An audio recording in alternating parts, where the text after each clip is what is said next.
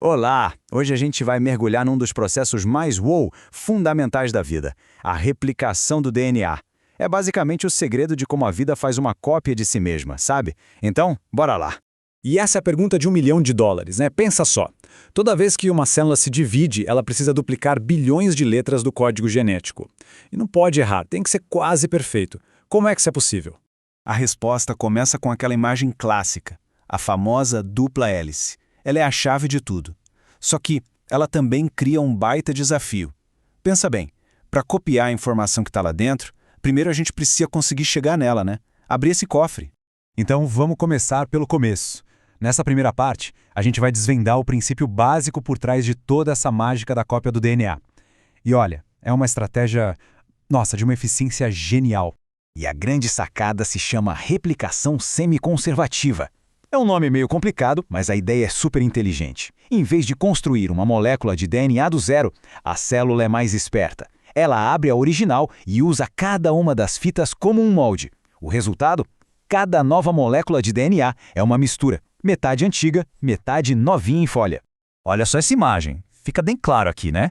A molécula original se abre no meio e cada lado vira um gabarito para construir um novo parceiro. É um processo que garante com uma precisão absurda que cada nova célula receba uma cópia idêntica do manual de instruções genético. Nada se perde. Mas claro, isso não acontece do nada, não é mágica. Por trás de tudo isso, tem um verdadeiro exército de máquinas moleculares super especializadas que a gente chama de enzimas. Então vamos conhecer agora os personagens principais dessa história. Então, qual é o primeiro pepino que essa maquinaria toda precisa resolver? É exatamente isso. Como se lê a informação que está trancada e torcida ali na dupla hélice? A solução, na verdade, é bem intuitiva. É igual a ler um livro, certo? Você precisa abrir. Com o DNA, a lógica é a mesma. Primeiro tem que dezipar a hélice. E quem faz esse trabalho? A enzima chamada helicase. Para ficar fácil de lembrar, pense nela como o zíper de uma jaqueta. Ela vai correndo pela molécula de DNA e, vrum, vai abrindo as duas fitas, separando elas para que a informação possa finalmente ser lida. Aqui na imagem, a gente consegue ver a helicase em plena ação. Olha lá, ela vai avançando pelo DNA e quebrando aquelas pontes de hidrogênio que mantêm as fitas grudadas. Essa abertura que ela cria, essa estrutura em forma de Y, é o que cientistas chamam de forquilha de replicação. Ok, o zíper abriu o caminho.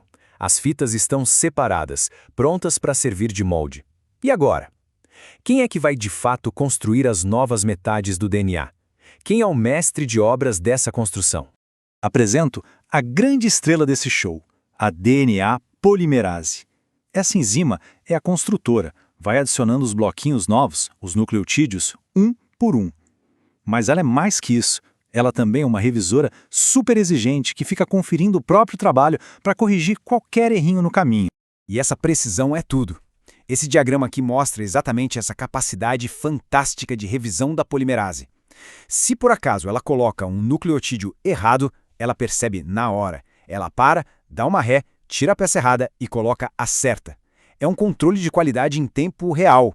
E isso é absolutamente crucial, porque falhas nesse sistema podem levar a mutações que, como a gente sabe, são a origem de muitas doenças genéticas e até do câncer. Certo, agora a gente chega na parte talvez mais curiosa da história.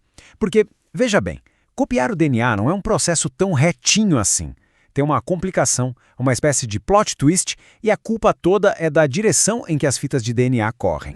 O dilema é o seguinte: a DNA polimerase é meio teimosa. Ela só trabalha em uma direção, que os cientistas chamam de 5' para 3'.